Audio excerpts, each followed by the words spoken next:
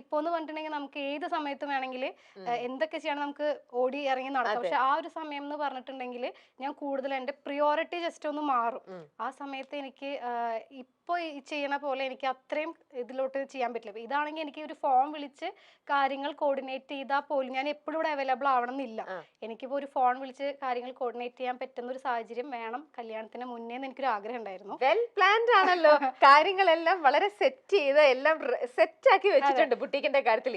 ഇനി റോബിന്റെ കൂടെയുള്ള ലൈഫ് സമാധാനമായിട്ട് എൻജോയ് ചെയ്യാന്നുള്ള ഒരു ഇപ്പൊ എന്റെ എല്ലാം എന്ന് പറയുന്നത് ഇതാണ്.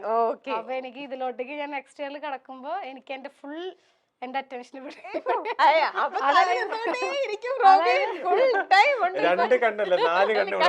പക്ഷെ അതിന്റെ അർത്ഥം ബിസിനസ്സിന് ഒന്നും അല്ല എന്നല്ല. കാരണം എന്റെ ഇത്രയും കിടന്ന വർഷം മൊത്തം ഒരു ലാസ്റ്റ് 10 years മൊത്തം ഞാൻ ഈ ഒരു ഫീൽഡില് ഈ ഒരു ഇതിലാണ് ഫുൾ ഫോക്കസ് ചെയ്തിരുന്നത്. അപ്പൊ ഇനി എനിക്കൊന്നൊരു ഒന്ന് ചേഞ്ച് ആയി കുറച്ച് റിലാക്സ്ഡ് ആയിട്ട് ഹാപ്പി ആയിട്ട് ഇവിടെ കുറച്ചൊരു ഫോക്കസ് ചെയ്യാം അല്ലേ.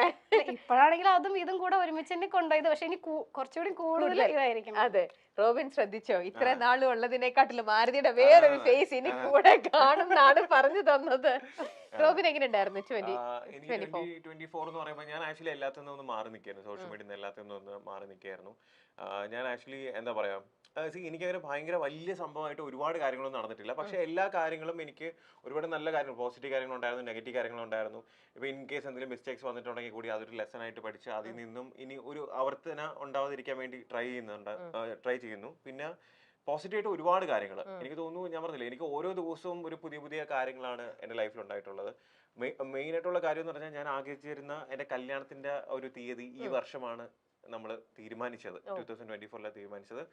അതിനെക്കാട്ടി ഉപരി എന്റെ പ്രൊഫഷനിലേക്ക് ഞാൻ തിരിച്ചു വരാം, മെഡിക്കൽ ഫീൽഡ്. ഞാൻ ബിഗ് ബോസ് കഴിഞ്ഞതിന് ശേഷം ലൈക്ക് എന്താ പറയാ, എന്റെ പ്രൊഫഷനിലേക്ക് അധികം ഞാൻ വന്നിട്ടുണ്ടായിരുന്നില്ല. കാരണം ഞാനൊരു റൈറ്റ് ചോയ്സ് അല്ലെങ്കിൽ റൈറ്റ് ഒരു ഡിസിഷൻ എടുക്കണം എന്ന് ഞാൻ പ്ലാൻ ചെയ്തിരുന്നത്. കാരണം ഞാനിപ്പോൾ ഒരു ഡോക്ടറായിട്ട് ഒരു ഹോസ്പിറ്റലിൽ വർക്ക് ചെയ്ത് കഴിഞ്ഞാൽ അത്രയും പേരിലേക്ക് മാത്രമേ എൻ്റെ സർവീസ് ചെല്ലത്തുള്ളൂ.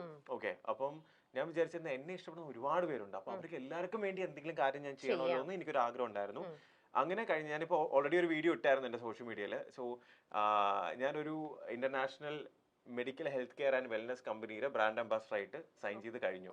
അപ്പം അതെന്ന് പറയുന്നത് എന്നെ ഇഷ്ടപ്പെടുന്ന, എന്നെ ഇഷ്ടപ്പെടാത്ത, എന്നെ അറിയാത്ത എല്ലാവർക്കും ഗുണം വരുന്ന ഒരു കാര്യമാണത്. സോ അതിന്റെ അപ്ഡേറ്റ്സ് എല്ലാം ഈ വരുന്ന January 20th ഞാനത് കൊടുക്കുന്നതായിരിക്കും. കാരണം നമ്മളെ ഇഷ്ടപ്പെടുന്നവർക്ക് വേണ്ടി എന്തെങ്കിലും തിരിച്ചു ചെയ്യണം, ഒരു ലാർജ് സ്കെയിൽ സർവീസ് ചെയ്യണം എന്നുള്ള ഒരു ആഗ്രഹം ഉണ്ടായിരുന്നു. അങ്ങനെ ഫൈനലി ഞാൻ തിരിച്ചെന്റെ പ്രൊഫഷനിലേക്ക്, back to my profession. So അതിൽ ഞാൻ എപ്പോഴും പലരും പറയാറുണ്ട് എന്റെ പ്രൊഫഷന് ഞാൻ അധികം കൺസിഡർ ചെയ്യാറില്ല എന്ന്. ആക്ച്വലി സത്യം പറഞ്ഞാൽ എന്റെ പ്രൊഫഷൻ ഞാൻ ഭയങ്കരമായിട്ട് ഇഷ്ടപ്പെട്ട് ആഗ്രഹിച്ചാണ് ഞാൻ എന്ത് ചെയ്ത ആ ഒരു പ്രൊഫഷനിലേക്ക് പോയത്. ഞാനത് സത്യം പറഞ്ഞാൽ ഒരു 8 വർഷം ഞാൻ അതിൽ ജിജോ ഹോസ്പിറ്റൽ, ഞാൻ ജനിച്ച ഹോസ്പിറ്റലിൽ തന്നെ വർക്ക് ചെയ്തപ്പോഴേ നിങ്ങൾക്ക് അറിയാം, ഞാൻ അത്രയും അത് ഇഷ്ടപ്പെട്ടാണ് ഞാൻ അവിടെ വർക്ക് ചെയ്തിരുന്നത്. അപ്പൊ അതിനുശേഷം നമ്മളെപ്പോഴും ഒരു നമ്മുടെ ലൈൻ ഇങ്ങനെ സ്ട്രെയിറ്റ് ആയിട്ടല്ല, ഒരു ഹൈ ആയിട്ട് പോകണമെന്നുണ്ടെങ്കിൽ കുറച്ചൊന്ന് വെയിറ്റ് ചെയ്യുക, അതിനുശേഷം ഒരു പ്രിപ്പറേഷൻ എടുക്കുക, നമ്മൾ റൈറ്റ് ഓപ്പർച്യൂണിറ്റിക്ക് വേണ്ടി വെയിറ്റ് ചെയ്യുക. ഇപ്പൊ എനിക്ക് വേണമെങ്കിൽ ഒരു ഹോസ്പിറ്റൽ എന്ത് ചെയ്യാം, ഏത് ഹോസ്പിറ്റൽ വേണമെങ്കിലും എനിക്ക് ജോയിൻ ചെയ്യാം. അവരെന്നെ പലരും കോൺടാക്ട് ചെയ്തിട്ടുണ്ട്, പലരും എനിക്ക് ജോയിൻ ചെയ്യണമെങ്കിൽ ചെയ്യായിരുന്നു. പക്ഷെ ഞാൻ അതെല്ലാം ഒന്ന് ഹോൾഡ് ചെയ്ത് വെച്ചിരുന്നതെന്ന് വെച്ച് കഴിഞ്ഞാൽ റൈറ്റ് ഒരു ഡിസിഷൻ എടുക്കാൻ വേണ്ടിയായിരുന്നു. അപ്പം അതെനിക്ക് ഭയങ്കര ഹാപ്പിനെസ് വരുന്നത്. അത് എനിക്കറിയാം എന്നെ ഇഷ്ടപ്പെടുന്ന ഒരുപാട് പേർക്ക് ഞാൻ സ്റ്റെത്തിട്ട് കാണണമെന്നൊരു ആഗ്രഹമുണ്ട്. അപ്പൊ ഇനി വൈകാതെ നമ്മുടെ മെട്രോ പില്ലേഴ്സിലും ഈ പറഞ്ഞ പല സ്ഥലത്തും നമ്മുടെ ഫോട്ടോയൊക്കെ ഇതേപോലെ വരും. ഓൾറെഡി അതൊക്കെ സെറ്റാണ്. പിന്നെ ഈ ഒരു കാര്യം നിങ്ങൾക്ക് എന്താണെന്ന് അറിയത്തില്ല, അതൊരു റെവല്യൂഷൻ ഉണ്ടാക്കുന്ന ഒരു കാര്യമാണ്. കാരണം നമ്മുടെ കമ്പനി ഓൾറെഡി ഒരു 5 years ആയിട്ട് ഇതിന്റെ പിന്നിൽ അതിന്റെ ഒരു ഹാർഡ് വർക്കും അവരുടെ തോട്ട് പ്രോസസ്സും കാര്യങ്ങളെല്ലാം വെച്ച് അവരത് ഇന്ത്യയിൽ ആദ്യമായിട്ട് ഇംപ്ലിമെന്റ് ചെയ്യുന്ന ഒരു കാര്യമാണ്. സോ അതിന്റെ ഫേസ് ഞാനാണ്. ഓക്കെ, സോ അതുവഴി ഞാൻ പറയില്ലേ ഗുണമുണ്ടാവും. മനസ്സിലായി. അപ്പൊ നിങ്ങൾ 25 ഏറ്റവും കൂടുതൽ ഈ 25 നിങ്ങൾ എയിം ചെയ്യുന്നതും ഈ ഒരു പ്രൊജക്റ്റും ഈ ഒരു സംഭവം തന്നെയായിരിക്കും. പിന്നെ രണ്ടാമത് എന്റെ കല്യാണം.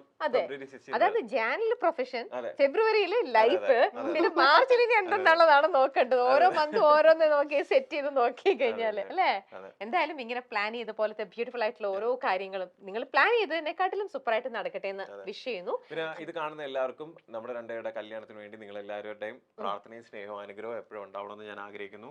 ഞങ്ങളുടെ ജീവിതത്തിലുള്ള കൊച്ചു കൊച്ചു സന്തോഷങ്ങളും കാര്യങ്ങളെല്ലാം ഞങ്ങൾ പറയുന്നത് നിങ്ങൾ നമ്മളെ വീട്ടിലെ ഒരു അംഗം ഉള്ളത് പോലെയാണ്.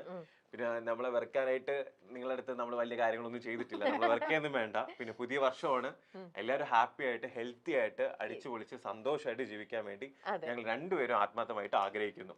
Very nice Robin. നിങ്ങൾ രണ്ടുപേരും രണ്ടെന്നല്ല ഒരേ ഒന്നെന്ന് തന്നെ നമുക്ക് പറയാം അല്ലെ. ഇനിയിപ്പോ അടുത്ത മാസം നിങ്ങൾ കല്യാണം കഴിക്കാൻ പോകുന്നു. അപ്പോൾ ഈ ഒരു 24-ൽ നിങ്ങൾക്ക് രണ്ടുപേർക്കും കൂടെ ചേർന്ന് നിങ്ങളെ വിഷമിപ്പിച്ച അല്ലെങ്കിൽ നിങ്ങൾക്ക് കുറച്ച് അപ്സെറ്റ് ആക്കുന്ന എന്തെങ്കിലും ഒരു ഇൻസിഡന്റ് ഉണ്ടായിട്ടുണ്ടോ? ഇൻസിഡൻസ് രണ്ടുപേരുടെ രണ്ടായിട്ട് ചോദിക്കുന്നില്ല. ഇൻസിഡൻസ് ഒക്കെ ഉണ്ടായിട്ടുണ്ട്, പക്ഷെ നമ്മളത് ഒരുമിച്ച് മാനേജ് ചെയ്തു. അതെല്ലാം അല്ല, എനിക്കിപ്പോ അങ്ങനെ ഒരു ഇൻസിഡന്റ് ഉണ്ടായാൽ തന്നെ അത് ഇപ്പം ഞാൻ പറഞ്ഞില്ലേ, നമുക്ക് എന്ത് കാര്യം ഉണ്ടെങ്കിലും അത് നമ്മൾ അനലൈസ് ചെയ്ത് നമ്മളത് മനസ്സിലാക്കി മുന്നോട്ട് പോവാന്നുള്ളതിൽ തന്നെയാണ് ഇരിക്കുന്നത്. അതിൽ നമ്മൾ ഭയങ്കരമായിട്ട് അണ്ടർസ്റ്റാൻഡിങ്. അത് ഞാൻ പറയില്ലേ, നമ്മൾ ഏറ്റവും കൂടുതൽ അടുത്തത് ഈ വർഷമാണ്.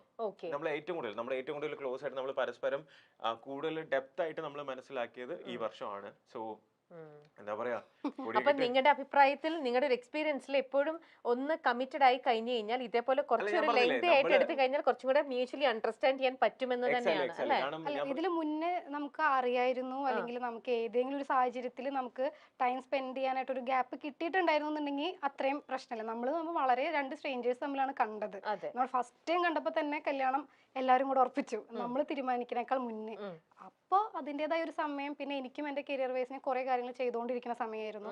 പക്ഷെ അത് ഒരുപാട് ആളുകളിലോട്ടേക്ക് എത്തണേക്കാൾ മുമ്പ് ഈ ഒരു സംഭവം ഇടയിൽ വന്നു. അപ്പൊ എനിക്കാണെങ്കിലും എന്താ പറയാ, എനിക്ക് മൊത്തത്തിൽ അതും ഇതും എല്ലാം കൂടെ ഒരു കൺഫ്യൂസ്ഡ്